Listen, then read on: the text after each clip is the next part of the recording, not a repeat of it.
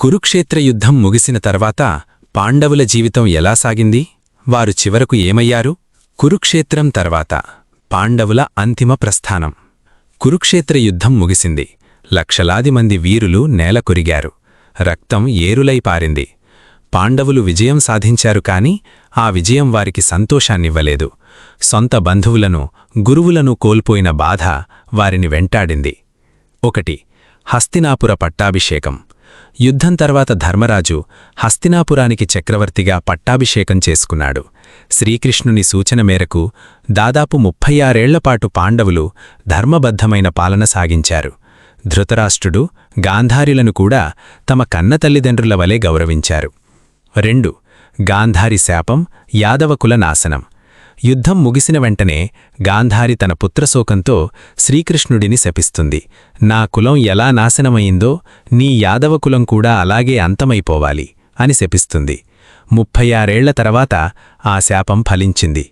యాదవులు తమలో తాము కలహించుకుని అంతమైపోతారు. అది చూసిన కృష్ణుడు తన అవతారాన్ని చాలించాలని నిర్ణయించుకుంటాడు. 3.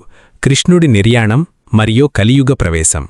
ఒక వేటగాడి బాణం తగిలి శ్రీకృష్ణుడు వైకుంఠానికి చేరుకుంటాడు. కృష్ణుడు లేని లోకం పాండవులకు శూన్యంలా అనిపించింది. కృష్ణుడు వెళ్ళిపోవడంతో ద్వాపరయుగం ముగిసి కలియుగం ప్రారంభమైందని వారు గ్రహించారు. 4. రాజ్యత్యాగం, మహాప్రస్థానం. కృష్ణుడు లేని భూమిపై ఉండటం అనవసరమని భావించిన ధర్మరాజు అభిమన్యుడి కుమారుడైన పరీక్షిత్తుకు పట్టాభిషేకం చేస్తాడు. 5 పాండవులు మరియు ద్రౌపది రాజ్యభోగాలను వదిలి నారవస్త్రాలు ధరించి ఉత్తర దిశగా మహాప్రస్థానం అంటే హిమాలయాల వైపు బయలుదేరతారు. 5. ఒక్కొక్కరి పతనం. హిమాలయాలను ఎక్కుతుండగా వారిని ఒక కుక్క కూడా అనుసరిస్తుంది.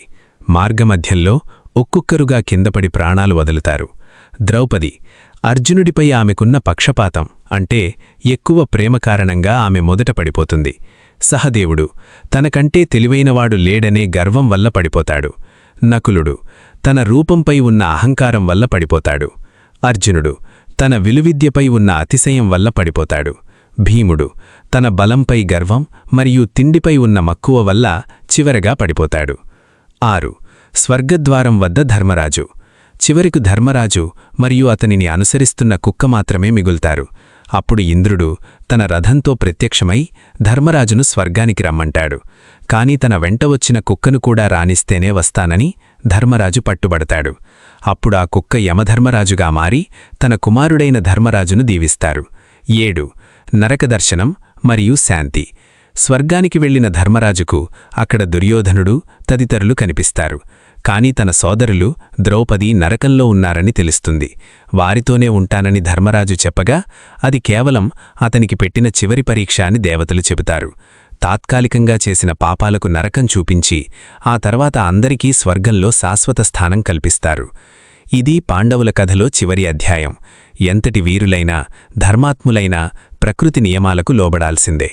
ఈ వీడియో మీకు నచ్చితే లైక్ చేయండి, షేర్ చేయండి మరియు మరిన్ని ఆధ్యాత్మిక విషయాల కోసం మా ఛానల్ను సబ్స్క్రైబ్ చేసుకోండి.